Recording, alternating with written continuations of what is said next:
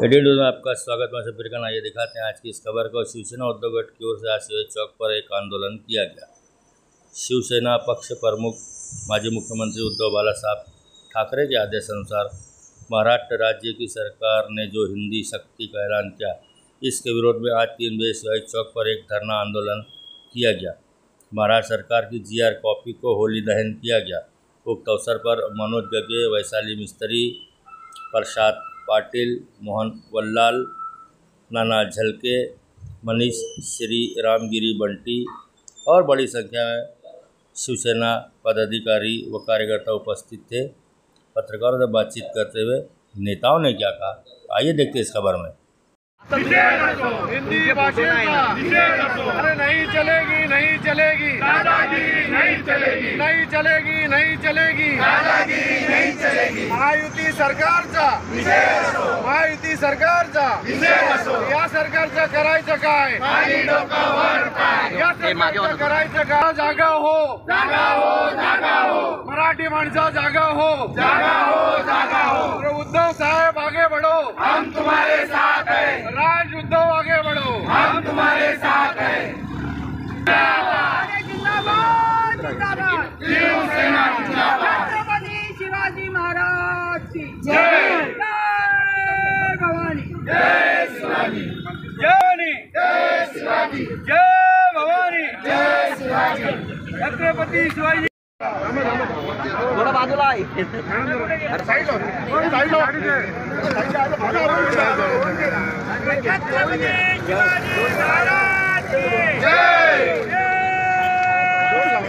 आवाज 2-4 काढा लावा। अरे आवाज कोणाचा? आवाज नीट कर रे।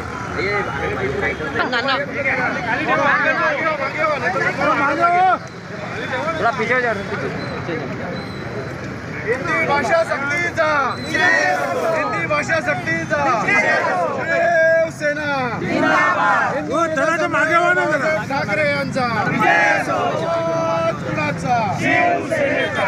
नहीं चलेगी, नहीं चलेगी दादागिरी, नहीं चलेगी, नहीं चलेगी, नहीं चलेगी दादागिरी, नहीं चलेगी। हिंदी भाषा सक्तीचा, हिंदी भाषा सक्तीचा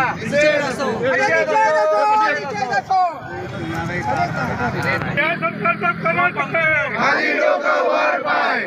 हिंदूचे सम्राट छत्रपती बाळासाहेब ठाकरे यांचा। महाराष्ट्राचे माजी मुख्यमंत्री उद्धवजी ठाकरे साहेब, त्याचप्रमाणे शिवसेनेचे पक्षप्रमुख सुद्धा ते आहेत। त्यांच्या आदेशाने आज संपूर्ण महाराष्ट्रामध्ये हिंदी सक्तीचा जो विषय आहे, या भ्रष्ट महायुती सरकारने जो हिंदी सक्तीचं आव्हान केलेलं आहे, पहिलीपासून जो हिंदी सक्ती केलेली आहे, त्याला कडाडून विरोध महाराष्ट्रातील सर्व शिवसैनिकांनी एकाच टायमाला दुपारी 3 वाजता या संपूर्ण महाराष्ट्रात हिंदी सक्तीला विरोध करून जो त्यांचा GR आहे तो जाळण्याचा या ठिकाणी आम्ही प्रयत्न केलेला आहे। गेले अनेक वर्षापासून 5वीपासून हिंदी आपल्याला शाळेत शिकवली जाते, परंतु गेले 10 दिवसापासून महाराष्ट्राचे मुख्यमंत्री देवेंद्र फडणवीस आणि त्यांच्या मंत्रिमंडळाने या हिंदी सक्तीला अनिवार्य केलेलं आहे। पहिलीपासून तशी त्याची काही आवश्यकता नव्हती, कारण पंतप्रधान हे हिंदी, इंग्लिश आणि मराठी भाषा बोलतात, म्हणून पहिलीमध्ये जाणारा मुलगा हा काय भाषा शिकू शकत नाही।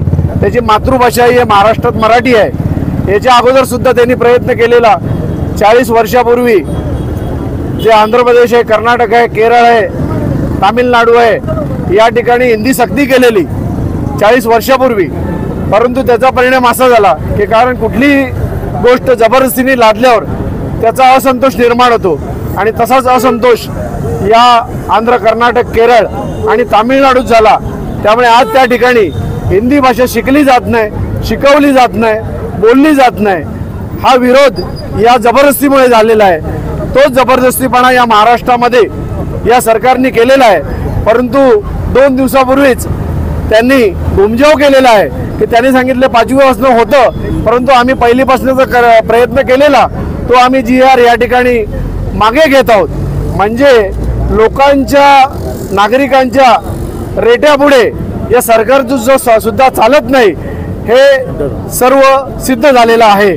त्यामुळे या हिंदीतही सर्वसामान्य भाषा आहे, ती बोलली पण जाते, परंतु कुठल्याही गोष्टीचा अतिरेक केला, जबरदस्ती केली तर त्या विषयाला विरोध होतो। तसाच विरोध भिवंडी शिवसेना शहर शाखेतर्फे उद्धवसाहेब ठाकरेतर्फे सर्व पक्षीय मराठी लोकांचा मोर्चा आहे आणि आम्ही या ठिकाणी आवाहन करतो की भिवंडीमधून सुद्धा मोठ्या प्रमाणात 5 तारखेला या मोर्चाला सर्व उपस्थित राहणार आहेत, याची सर्वांनी दखल घ्यायची आहे।